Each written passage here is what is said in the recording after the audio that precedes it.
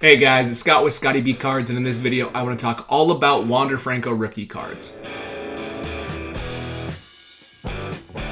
Wander Franco is playing fantastic to start the 2023 baseball season, and his cards are going up because of it. And you might be thinking, should I buy some of his cards because they're going up so much? Are there cards that I should be targeting? I'm going to answer all those questions and explain why they are or aren't a good buy in this video. The very first thing I want to do is I want to start with some stats. This is not going to be a stat heavy video, but I'm going to show some to show why I like or do not like Wander Franco. The first thing I will say is that he is on pace right now for a 10 WAR season. He has started the first 12 games extremely hot with a 207 OPS plus, 100 is league average, and I believe he leads all Major League Baseball in WAR aside from Shohei Ohtani because he has pitcher and hitter WAR, and Ohtani's pitching amazing this year. So because of that, Wander Franco, his value is higher than it's ever been, and I do want to point out as well, he's basically played one full Major League Baseball season over the course of the last 3 years. The first season, he was not up at the start of the season. The second season, he got hurt, and then this year, it's all put together, and again, he's only 22 years old, but basically 165 games played, 17 homers, 84 RBI, an 801 OPS at the 129 OPS plus, and 7 WAR. So he's basically, his floor, he hasn't been as good as people anticipated aside from the last 12 games, and he still has about 7 WAR. So it just shows right now he's on a pace for 6.9 WAR for his career for every 162 games played. He's looking really good and looks like he's putting it all together. I do want to show his Baseball Savant percentile rankings. People were kind of against Wander the last few years as well because he wasn't hitting the ball hard enough. He just wasn't being consistently hitting the ball super hard. You can see his max exit velocity in 2022 is 85th percentile, meaning he can hit the ball hard, but his average exit velocity was 18th percentile, meaning on average he wasn't hitting the ball hard. He has great expected batting average, which he still is maintaining this year as well. Expecting batting average, you want a player with a high XBA because that means on average their average is going to be better than league average. So it's in the 96th percentile last year, but this year you can see his average exit velocity is actually 65th percentile for a 22-year-old who's not very big right now. That's a really good sign of things to come. Realistically, in 2023, he is elite in every aspect aside from drawing walks, but he's 22 and he's not striking out, and so he's putting the ball in play, and that is all right because again, his expecting batting average is pretty high. So I also want to point out one thing people were concerned about was his defense. His outs above average are in the 98th percentile, meaning he's one of the best defenders in baseball this year. And if we look at his numbers throughout his entire career, he has some weird defensive metrics depending on what you're looking at, but a majority of them love Wander Franco. And as a shortstop who's a switch hitter, if he can be above average, which he looks like he's going to be, that's fantastic. So that is the extent of the stats. Basically, he's playing out of his mind, and this is obviously a little bit higher than what he'll be at the end of the year, but I think it's showing he could be on pace as long as he stays healthy for a 5 to 7 WAR season pretty easily. So really great thing to see from a 22-year-old. So let's look at Wander Franco rookie cards. Wander Franco is interesting because compared to Julio Rodriguez, Bobby Witt Jr., and Spencer Torkelson, his cards are more straightforward. They're more straightforward on what to collect. The problem is he has significantly more cards than them. So even though the straightforward cards exist, there's more competition for collectors' attention outside of the flagship rookies. But we can see he only has one flagship image. We see with the other players, they have multiple. There's different types of short prints. It gets all sorts of confusing, but with Wander, here is his Top Series 1 rookie card, and here's his Topps Chrome rookie card. On top of that, here is his short print from Topps Series 1, here's the super short print from Topps Series 1, here is his short print from Topps Chrome, and here is his super short print from Topps Chrome. On top of that, there are 19 parallels, including the short prints in Topps Series 1, and there are 26 parallels, including the short prints in Topps Chrome. So a lot of parallels to choose from with this exact image, but overall, again, his flagship rookies make sense. The problem is there's about 700,000 of this Wander Franco Topps rookies, which is what we've speculated in the past. I'm guessing for Topps Chrome, it's in the hundreds of thousands as well. So those aren't worth as much as you would like. And the short prints, they have some serious values, especially the super short prints. But the problem with those as well is there's just so much competition from other sets. So let's look at this. There are also 12 other sets. This is the problem with Wander Franco that use the same image as his Series 1 and his Topps Chrome rookie card. He has Topps Mini, he has a Logo Fractor, Topps UK, Topps Japan, Topps Opening Day, Topps Complete Set Parallels, Topps Chrome Sonic, Topps First Edition, Topps Chrome Ben Baller, Topps 3D, Topps Holiday, and Topps Chrome Sapphire. So a ton of different options to choose from, which puts downwards pressure on the traditional cards, which is again a problem. Even though there's these cards that are straightforward, it makes it more confusing with Wander because there's also these ones to target and to go after, and the average collector doesn't know what is the right one to go get. So total number of parallels with Flagship image. We have Top Series 1 with 19, Topps opening day with 3, Topps First Edition with 7, UK has 7, Japan has 5, Complete Set has 6, Topps Mini has 6, Topps Holiday has 6, 3D has 1, Topps Chrome has 26, Logo Fractor has 8 parallels, Ben Baller has 8 parallels, Topps Chrome Sonic has 12, Topps Chrome Sapphire has 5, so there's actually 14 sets that share this same Flagship image, and there's 120 parallels of his Flagship image, including one-of-ones and excluding printing plates. So this can be difficult. I've already said this, so I don't want to be a broken record, but it's better to target players who don't have very many, because if he plays well, then their cards will go up easier because there's less supply that needs to be pushed up, right? It's really easy for the floor to move, while it's a little bit tougher when there's this much. But if you buy the quality, it doesn't matter. It's going to increase based off of play, and that's what we're going to discuss in just a moment, what those quality cards are. I do want to say this does not include parallels of image variations, like his Topps Chrome image variations have parallels. This does not include that. So why do I like Mookie so much? Mookie, in his Topps Update, he has 2 Flagship images, Topps Update and Topps Chrome Update, with a total of 11 parallels between all of his Flagship rookies. That's why I like Mookie compared to 120 with Wander Franco. I just want to visualize how many one-of-one rookie cards he has across all sets. He has this mini base one-of-ones, this mini autograph one-of-ones. He has a couple dual autograph one-of-ones and insert one-of-ones. On top of that, he does have memorabilia one-of-ones as well. So 211 one-of-ones at least. This was a few months ago, so it's significantly higher. I bet you it's like around 250 if I had to guess, but I could be wrong because I haven't looked at the numbers since I made the video. 67 base one-of-ones, 43 inserts, 20 relics, 81 autos and auto relics, and 6 dual one-of-ones. So it's pretty tough. In another video, I also looked at the number of autographs that Wander Franco has in all of his sets as well. These numbers might not be exact because, again, it was a few months ago, but there's 59 sets from Topps with Wander Franco autographs, 19,454 total autographs, with 14,000 of those being numbered autographs. So there's a lot of supply of Wander Franco, but there's still cards that I like, and I still think there's cards that are going to be worth valuable. Even though there's a ton of them out there, we're probably not in a junk wax era, but we're in an era for sure where there's a higher demand for sports cards, and Wander happens to have his rookie cards this year, and because of that, he has a ton, and that's okay. But I do like Top Series 1 parallels, like black, I like the camo, things like that, the low numbered, and I like the gold parallels. Topps Heritage Real One autographs, like you see here. Topps Dynasty RPAs, I know that's Julio Rodriguez, but I haven't seen Wander's yet, so for that purpose, I just use the sales sheet of Julio. Then we have Topps Finest Flashback refractors, like this one here. Topps Finest refractors and autographs. Bowman's Best refractors and autographs. I love the Atomics. This is actually a pretty affordable card, about $50 or so, maybe even less. There's the autograph out of 25. Then we have Topps Chrome Sapphire parallels right here. Topps Chrome image variations, like we discussed. Topps Chrome autograph and Topps Chrome Sapphire autographs. And lastly, what I would primarily focus is going to be the Bowman Chrome autograph. Even though it's not a true rookie card, it is what I would target because it's the first Bowman Chrome autograph, and that has always been more valuable than rookie cards have ever been. I probably would not target his first Bowman Chrome that aren't autographs just because they never really seem to have as much value. I think people prefer the rookie logo and a true uniform for that situation. It's kind of hypocritical of collectors, but it's collecting. It's just the history and what we've always done. So let's look at the good of collecting Wander Franco rookie cards. Wander's floor and ceiling are high. Like we saw, he's been a bust until about the last 12 games in a lot of collectors' eyes, and he has about 7 WAR in his first 162 games, 165, so he averages 6.9 for every 162 games played.